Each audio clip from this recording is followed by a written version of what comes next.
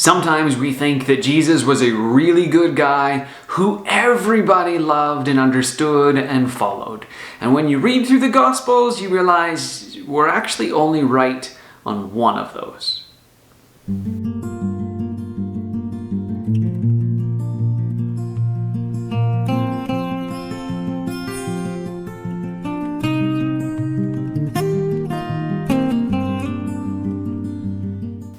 One of the things that is really surprising for many of us, I think, as we read through the Gospels, is the way that different people interact with Jesus.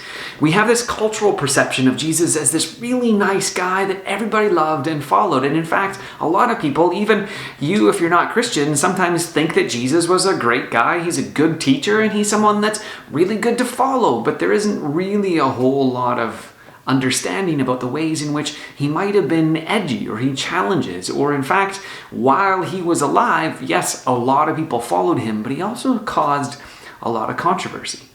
Now, I think many of us understand and maybe even secretly like the way that Jesus kind of attacks the religious authorities of the day. After they come after him, of course, Jesus points out their own hypocrisy and their own ways of showing that the rules are more important than the people.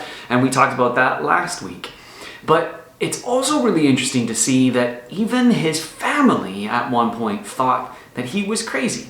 This is from Mark Chapter 3, verse 31. Then Jesus' mother and brothers arrived, standing outside, because Jesus was in a place surrounded by all kinds of people. The religious authorities and others have said that, the only way that Jesus is doing any of this stuff is that he's got an evil spirit. It's not a good spirit. He's doing these things that are against what we think are pure and righteous. Even though he's healing people, he must be doing it from wrong places or wrong motives. And his family comes, they've heard some of these things, they stand outside of this place that is full of all kind of people. And those who were around him came and told Jesus, "Your mother and your brothers are outside looking for you." "Who are my mother and my brothers?" Jesus asked. Then he looked around at those seated in a circle around him and said, "Here are my mother and my brothers.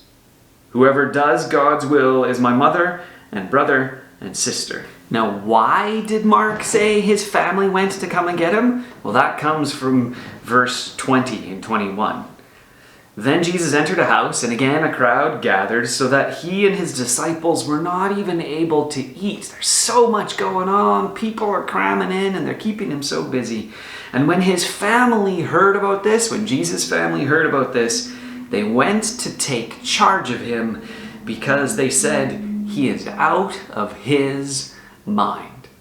Jesus' own family thought he had gone a little bit loopy. They figured the things that he was doing are not the kinds of things that are done by someone who is in their right mind.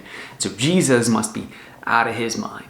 Now, it's important to remember this as we continue to walk through this gospel, this good news, that Jesus is not being presented as just some nice, wonderful person that spouted off good platitudes that everybody was able to accept and love and follow.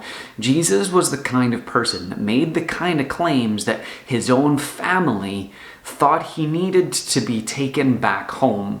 Now, later on in the story, in the book of Acts, we learn that Jesus' brothers actually do come to believe in him, and James, one of Jesus' brothers, actually becomes a leader in the church. And so something amazing happens between this moment when they think he's out of their mind and the time in which they think that he actually is the Messiah.